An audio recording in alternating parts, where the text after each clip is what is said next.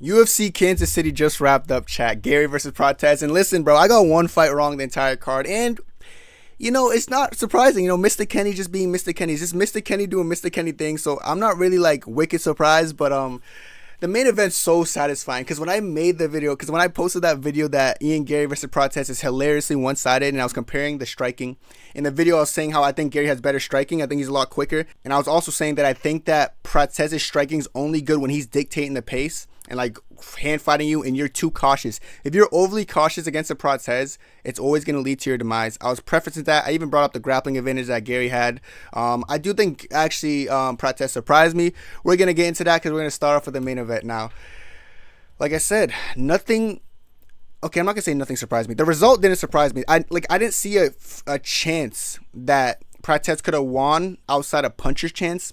But even that puncher's chance, I understood that was kind of far-fetched. Like, I was kind of like, yeah, well, that's probably going to be a little bit too hard to make happen, considering how I expected Garry to strike. Now, Garry's striking in the first couple rounds, exactly what I said in my video, oblique kicks, straight punches, using his range well. You know, he's going to be quicker in the hands. I feel like that was a hot take that people thought I had, that I feel like Garry has quicker hands. I do, and he showed it in this fight. He's quicker. And a habit that I noticed Prates does, I call it the Leon Edwards. When you pressure Prates, he shows up and like goes in a high guard and like he's open to uppercuts and just pressure. He would get destroyed by like a Bilal or Sean Brady or any of these guys. You know, Garry isn't able to like expose that as much, but he was still able to do it because you could see when Garry decided to like chain together his boxing combos and was pressing Prates back, he would land the uppercuts and then he would follow up with those massive hooks and stuff. He like when he was trying to like land and throw combos, he blew it really easily. You know, Prates, it just doesn't deal with pressure good. He only does good when he's dictating the pace. Now, I feel as if, as the fight went along, I expected Prates to fatigue, so I will give Prates credit here. He didn't fatigue. This guy showed me that, listen, brother, you know, I smoke a little bit, high all the time. I'm not going to fatigue. Brother, you surprised me. I'll give you, brother, dale. You know, kudos to you. You proved to me that you could actually last. Like, you show me that you don't necessarily fatigue when shit gets tough. But, like, Prates' problem is that he's very low output, especially in the early goings. When Garry had energy, Prates just couldn't keep up. Like Garry was too much on the oblique kicks, the head kicks. He was just throwing excessive amount of volumes. I'll be real, we're underrating Garry's volume because he was throwing so much in the first rounds, like those head kicks, those body kicks, those teep kicks, those oblique kicks, those punches, those random spurts of forward pressure boxing like combos. He was using a lot of energy, so it didn't really surprise me that he fatigued kind of badly. But what did surprise me was Prates, one, his gas tank, and then two, his chin. There's a lot of times he was getting hit really hard by straight punches and just walking through him. Like, what the hell's going on? How is he just eating some of these shots and coming through him? And I feel like ultimately it was his pressure mixed up with his chin that made the fight interesting, you know, in the later rounds. I thought it was 4-1 Garry, I'll be real. I thought he won 1, 2, 3, 4, and then he lost a fifth. Prates is going to beat himself up in that fifth because in that sequence, it was almost like Garry at a point gave up on himself because I remember he like sprawled out, like he was getting like hit hard and then he like kind of escapes and kind of crawls to the fence and then like shells up. I was like, what the fuck? I saw that, I was like, bro, when I seen him crawl away, bro, and shell up against the fence, I was like, dude, he wants to get finished. I was over here bobbing and weaving. I was scared as hell. I thought it was over. I'll be real. I thought it was like Prates might get him there, but then I seen Prates. People said he lacked urgency, he had no fight IQ. Yeah, his fight IQ sucks, but I think the reason he couldn't finish him there is because he was all punched out. He was tired. I know he was a marauder. Like, he was continuing to come forward, but he was tired. And another thing I want to point out in this main event specifically that is a part of the reason I knew Garry was going to win is just a fight IQ. Garry's a lot smarter of a fighter. People were like, dude, he had Garry was panic wrestling. What people don't understand is that half the time that Garry was shooting that single leg, Prates, yes, did a good job evading, but Garry did it out of IQ. He was getting pressured against the fence, and the second it looked like Prates was going to find the timing, hand fight him, and go with a straight punch, that's when Garry would switch levels. Now, I'll give Prates credit for defending, but all that did for Garry, because Prates is not going to out-scramble Garry, so even if you defend the takedown, Prates could have like put him in a back position and started ground and pounding him most of those takedowns, but Garry's scrambling ability is just better than Prates. And there's an adjustment that Garry made. He was like, okay, this guy's defending all my single legs with ease, bro. This is like bothering me. What the hell's happening? So what adjustment adjustment did he make? He started shooting double legs, and he started going for double legs because he's seen that Prates is very straight up and he defends a single leg well. And when he initially switched to the double leg, everything was going to his favor. He started taking him down much easier, control him much easier. Ian Garry showed great fight IQ, and I feel like people aren't going to catch stuff like that. They're going to be like, oh, you're just shooting double legs. He sucks. His wrestling sucks. No, Prates is just really good at defending it. I think Prates camp and his coaches did a good job prepping him for defending single legs, but clearly not the double leg. The double leg wasn't defended at all from Prates until the really late rounds when like Garry would just like desperately shoot for the double leg, and it just wasn't there.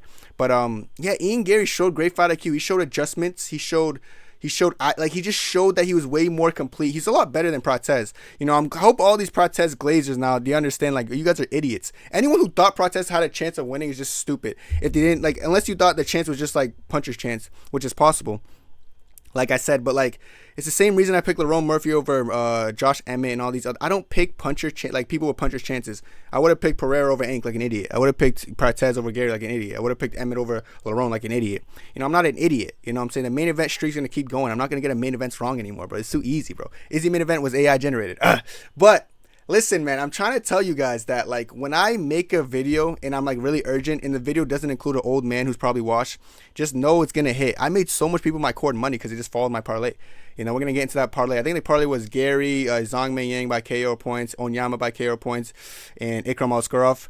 100 to win. It was like 100 to win, like 500.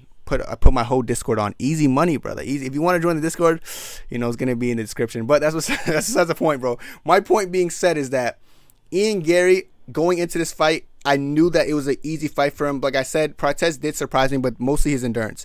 You know, Prates' endurance wasn't as good. Like, if it's as good as I expected, he probably would have got finished in that fourth by KO or by submission. But, you know, props to Prates. He made it competitive in a sense, but it wasn't a competitive fight, but he made, like, rounds. He made round 5 competitive. Round 4 is interesting as well, but it was, in my opinion, it was Garry. But you know what I'm saying? I don't know. People like Prates fans, it's one of those fights you can't cope with, like, oh, I think he won, because it was too one-sided the first 3 rounds. But, you know, maybe if you're dumb, you could be like, oh, you won the fourth round. But round 5 was obviously clearly Prates. But no matter what way you slice the cake, Ian Garry's 10 times better than this fighting nerd. The fighting nerd's downfall starts now. I'll be real. All the fighting nerds are pretty solid. I always said Prates was going to be the first to lose.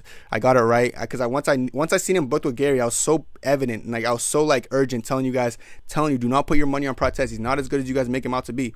I know people like to believe in it. Yo, dude, he's so, bro, dial it, bro. It's so cool, man. It's cowabunga, dude. You guys are like, I don't know why you guys believe this. I wonder why. I really want to get to the root of why people thought Prates was all that good for beating up cans, bro. Because he beat up Neil Magny, who was landing straight punches. Even the Neil Magny fight exposed so much for him, because every time Neil Magny would pressure him, he would just shell up like this. Did the same thing against Ian Garry. This Leon Edwards curse or disease, whatever you want to call it, it's not going to do good against great fighters, especially Sean. Like, I'm just telling you, he's lucky he went against Ian Garry, who like can make the fight somewhat if he like gives up on himself. But anyone else who's a talented top welterweight would have destroyed this guy. So glad the hype train's over. I don't want to hear any more CP fans again, brother. No bueno, brother. No bueno in any way, shape, or form, brother. But moving on. Let's go to the co-main event of the evening, my friend. This fight, why am I laughing? This fight was interesting. He was walking out, he was milking the walkouts. I was like, bro, this walkout is like, I feel like he was just trying to relish the moment. I feel like he knew he was a lamb to the slaughter. I don't know why the UFC for his retirement fight gave him someone who had 18 wins in his career, all wins by the first round. Were they setting him up? I don't know. Maybe Anthony Smith pissed him off backstage and like, all right, fuck you. You're going against Ming Yang. He's like, fuck, I want Ming Yang. I want to go on my shield. What bothers me about Anthony Smith, I was saying it to my chat in my live, dude. I just don't like his nickname being Lionheart when he just gives up. What is a lion heart? Like, I feel like Lionheart, like heart of a lion. You know, when Calvin got some Izzy when he was like, Ayobekum, which means heart of a lion. Like, he was showing a heart of a lion. You know, he didn't give up when shit got tough. He literally, when shit gets tough, he shoots a single leg, then he curls up into a ball and takes ground and pound shots. You know, pitiful, dude. I don't know, like, easy pick. Like, I don't know anyone who would pick Anthony Smith. Yeah, man, he just on paper the submission. Fuck off, you know, fuck off. But pretty evident and obvious result. Nothing surprised me. First round didn't surprise me. I knew it was gonna be the first round. I mean, listen, good career, man. You know, the promo was cool. Dude just isn't that skilled, is he? He's really bad, isn't he? I don't want to make it seem like I'm a dick, but you know, happy retirement, bro. Go spend time with your family, bro. No one's gonna be attacking your family anytime soon in the octagon, so just go enjoy enjoy. It's so funny that he didn't touch gloves with Ming Yang. I'm just thinking of that right now. It's hilarious how he just didn't touch gloves and got the beats on him like Dr. Dre. Hands on him, lots of bass. You know, one of those shits. So it's always kind of funny to see that. this guy's funny, you know. I like look at his little head. Like, he's just a funny guy, dude. He's fucking bad. Yeah, Lionheart, you know, whatever you want to call him. Just this guy's not very good, and you know, I'm kind of happy to see him retire. People like this, like, don't need needing any more CTE. Just enjoy your life, bro. YOLO. You know, you don't need to get beat up by these up and comers. Dude was 26. Dude was 36. The UFC also set him up. Screw the UFC for that. That was kind of a dickhead move. You gave Robbie Lawler, Nico Price, sent him off in a good way, and then you give this guy fucking Zhang Ming Yang with all his fucking wins coming from first round finish, and said, all right, let's give you to Lionheart because Lionheart's not going to give up. I guess it's badass to walk out the octagon with your bloody ass face, but you got fucked up. I'm done talking about that. Now this fight right here. Yeah, I said David Oyama. I knew this fight was gonna be close, but I was very evident. I was very prevalent on, like, I think Oyama's gonna get it done. I didn't realize Oyama was gonna need to use the wrestling as much as he like did. I thought his boxing would be enough. Like, I thought the hand speed and the power in his boxing, which it showed a little bit in the first round, but ultimately what got him the win here was the wrestling. Giga's not bad, but people were trying to say this was a bad pick for Oyama, but I was like, chat, trust me, like, Oyama's gonna get it done, and Oyama did get it done. Like I said, not really fully surprising to me, but yeah, Giga's tough. Giga is tough. Oyama's not all that great. Like, he shows some deficiencies. He's still a good fighter. Like, I can back him, you know, as an African fighter, but you know, when I say he's not all that great, I don't mean he's a bad fighter. I'm just like, there's a lot of other people at featherweight who will be a really hard matchup for him. But yeah, Giga is, like I said, Giga's also pretty solid as well. It was just that, you know, Oyama is just on a different level than Giga as far as just completion, how complete of an MMA fighter you are. Giga's good at what he's good at, but he's not good at what he's bad at. And he's not that great at getting out of positions when he's getting control on his back. Very complacent, very bald-headed, and very comfortable win for Oyama. Now this fight is great over here. See, I remember in my prediction video, I was like, I might go Pereira, and then I switched to Aboose. So I thank God I switched to Aboose. Aboose ends up getting it done. This fight was very like, bro, I just messed up my do-rag, bro. This fight was very like, how do I explain it? Horrible and pathetic. Both guys should be cut. Like, if I could cut two fighters from this card, like, Anthony Smith doesn't count because he retired, I cut both of them. They both look really bad. I was hoping Aboose could get a highlight reel knockout so I could cook Michael Pereira. I'm not really a big fan of the guy, but you know, it was really just nothing but like a decent first half of the first round, and the rest of the fight was just very lackluster, but I can't be asked.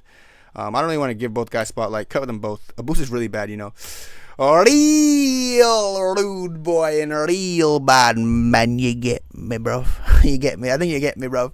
This knockout was so, bro, this was actually fucking, dude, my reaction to this knockout, like, I was fucking going crazy. It was so weird about this knockout because, first of all, Randy Brown looked good in the first round, then he gets caught, and I'm like, bro, what? I'm like, no way Randy Brown's gonna be the guy to fucking, like, you know, sell my perfect, you know, UFC card. And then second round comes, and even, like, he's just back to his stick and moving, and then they get into, like, these weird little brawl exchanges where, like, it looks like Randy Brown's hurting him, but Dalby might hit him back. They're getting these weird exchanges, and then he sleeps him. Like, the way Max Holloway slept Justin Gaethje, that's the way Dalby fell. Like, he was fucking flat out face first. Knockout of the year contender. If Rufy's KO on Bobby Green never happened, this would probably be knockout of the year, but this is going to be a contender no matter what. The way this guy went limp. Bro, Randy Brown's a real bad man, and he's on a 5-fight win streak. He never lost to fucking Brian Battle. That's what gets me tight about this whole situation. This dude did not lose to Brian Battle. Do not tell me in the comments he lost to Brian Battle. He beat Brian Battle. You know, he beat the Muslim karate kid, and he beat, like, he's beating all these guys. Nicholas Dalby, who'd never been finished by knockout in his entire career, 29 fights, gets absolutely slept. Shows the power on this guy for 170. 6'3" at 170 is a fucking problem. I'm trying to tell you, bro. Real bad man. Like, I'm saying real. When I say eel, you know it's legit, bro. Beats on him, Dr. Dre. I love this fight so much for Brown. It was a really satisfying finish. I can't lie. This is one of my favorite highlights of the card. This card was really good, by the way. I didn't even say at the beginning of the video. A lot of finishes on this card. But yeah, Randy Brown, KO, brother. I can't wait to see more of this guy. He's like 34, but he's a beast. Ikram Aliskerov. You guys know I'm huge on Ikram Aliskerov. He gets a first round KO as well. In pure Ikram fashion, you give Ikram someone who's just not all that game, he kind of goes in there and knocks him out pretty comfortably.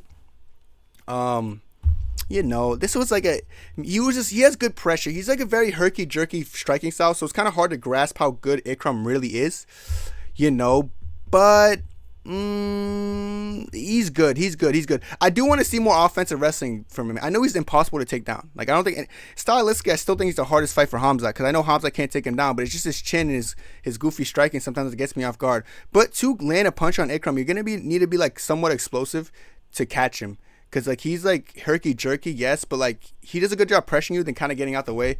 Against Whitaker, I just think Whitaker was too fast. And I do think Whitaker tonight would also have beat him, just the way he strikes. His striking is just really weird to me. I'm, like, really big and high on, like, Ikram El-Skarov. I really believe he's a future champ caliber. It's just hard to fully get behind him when I feel like his striking looks like how I fight in my dreams. You know what I'm trying to say, Chad, or no? Like, what's going on, bro? I like Ikram, and I'm gonna back Ikram. I think he's talented, but I really can't fathom how he could I just can't fathom how he doesn't use his wrestling. I just can't. How are you the best Sambo athlete in UFC history and you don't use wrestling? More accomplished than Islam and Khabib combined in Sambo, but he just doesn't use his skills. It's crazy, you know. It's crazy. His defensive wrestling was on point. He did stuff at takedown against Muniz, who people are like, oh, he's going to take him down and submit him. Hell no. But yeah, Ikram Al-Skarov gets an easy win, first round knockout. He's still a beast. I want to see him against a ranked opponent that's not like wicked fast. You know, give him Fluffy, dude. Fuck it, dude. Give him Fluffy, because Fluffy won't be able to take him down. That'll be a very interesting fight. Yeah, give him Fluffy. Fuck, that's great matchmaking. Oh, I just set up your next fight. Moving on. Mashnell versus Jimmy Flake. I was so happy to get this fight right, bro. Mashnell, this was kind of shaky because in the first round he was getting controlled, but eventually Jimmy Flick just ran out of cardio. It was 1-1 going to the third round. I believe it was 1-1 going into the third round, yes. And then Jimmy Flick was kind of just not there anymore. Mashnell just put the beats on him like Dr. Dre. Very comfortable win for Mashnell, and very happy to see this because, like I said, Jimmy Flick came out like a marauder, got me scared, but Mashnell overall got the fight done. So easy fight, easy pick, and Mashnell for the win. Yeah, I don't really care too much to talk about that even more. You know, I'm so glad I got this fight right, but you know, Evan Elder's a lot better than I thought. Like, I just thought, like, the reason I didn't pick Young going into this fight is because he had the one fight he had in Dana White Contender Series, like, he lost. Then he got an opportunity for losing, and I just knew Elder was a little bit more experienced, but this guy fights, like, he's so weird the way he fights. He throws everything into his shots and, like, tries to kill you. But it's actually weirdly effective. Like, it works, and I thought he beat him 30-27 or 29-28 for sure.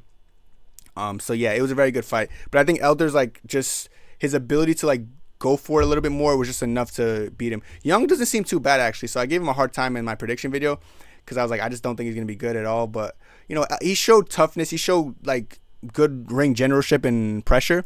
But Evan Elder was just hitting him with everything he had, and the strike fucking impact was just a lot more significant than Young. So I am happy that Evan Elder got it done, you know, to prevent that negative outcome. Now, Chris Gutierrez versus Josh Cassada. I did have Chris Gutierrez. This was closer than I thought, though. Chris Gutierrez did use his low kicks to the extent I thought he would. You know, this fight was all right. It was all right fight. It was all right fight. I don't really care too much about either guy. Josh Cassada was actually pretty game. He had moments where he started marauder maxing and wrestling, and that's what got me scared. But I did believe that Chris Gutierrez did enough to win. I thought it was 2-1, but it was the fact that it was split wasn't too crazy, just because I know Cassada, I keep calling him Cassada was able to use his wrestling enough to make it interesting. But yeah, without that wrestling, it would have been a pretty one-sided fight. But no matter what way you slice the cake, I think Chris Gutierrez is the obvious winner here, and there's nothing else to talk about here. Blackshear. Now, Blackshear impressed me a little bit because I knew Blackshear had the striking advantage, but I thought he was going to maybe mix in some grappling exchanges because this guy would be too much marauder for him. But he didn't. Like, he just really pieced him apart, was keeping his movement good. This was kind of a masterclass, kind of a one-sided masterclass at that, you know. He was kind of just beating him up the whole fight. Wait, what fight did I get wrong? I know what fight I got wrong. It was fucking can't. All right, we're going to get into that after this. But yeah, Damon Blackshear was just fucking him up the whole time. And his striking impressed me more than usual because, like I said, I expect him to use his BJJ at times, but he was just sticking moving. And then I feel like the Chinaman just had a hard time. I'm going to call him Chinaman. I'm not going to butcher that name. He had a hard time just trying to keep up with him. And I feel like the stick and move style from Blackshear was so great. He looks like he's improving because, like, he's great at BJJ, and now his striking style is improving. This guy's great.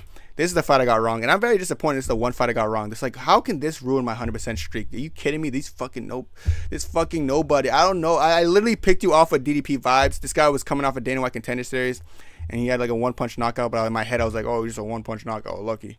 Honestly, Saman was doing good. Like, Saman was like landing some low kicks and struggling. It was kind of hard to hit, but fucking hey, dude, I don't know what to tell you guys.